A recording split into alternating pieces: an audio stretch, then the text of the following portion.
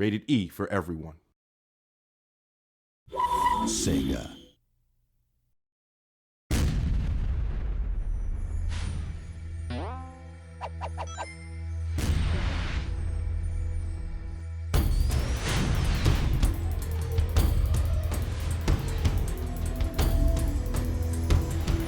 The world of Sonic is much broader and richer than most people realize. I mean, there's a lot of folks that are, of course, fans of the comics and TV shows, and they know that, there's a lot there. So it was a great chance for us actually to look at this huge bunch of stuff and pick really cool things to have the player do.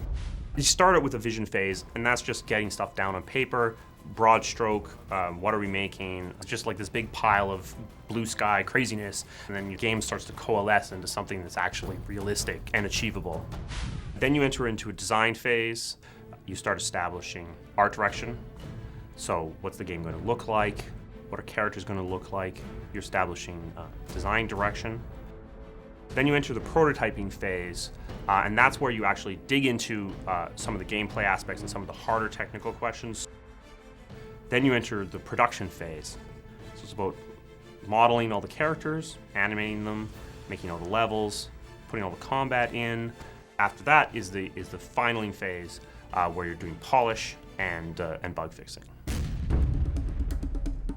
Story-wise, we wanted to get into all the characters. We wanted to introduce them one by one. We wanted you to see Green Hills and Mystic Ruins and Blue Ridge, which I guess has never been seen in a game before. We wanted you to fight robots and animals and robot animals. And then we wanted you to go to strange places that Sonic has never been to before. The bottom line is we wanted you to be able to feel like you're Sonic and be Sonic as you're playing. When considering the visual direction of this new Sonic RPG, we wanted to harken back to a traditional Sonic, a nice flat cartoony look. We wanted to make sure we used very saturated, very vibrant colors in order to have a fun, playful look to the game. We carried that concept through most of the project. We integrated that with our backgrounds. Our backgrounds are very 2D. They look like classically animated backgrounds. We kept that in mind when approaching a lot of the animation aspects in the game. We kept a very snappy feel to it, a very sharp and fun and energetic look to the animation as well. RPG games are traditionally very kind of slow and plodding almost, and that was one thing we knew we couldn't do with Sonic. We had to make it fast-paced.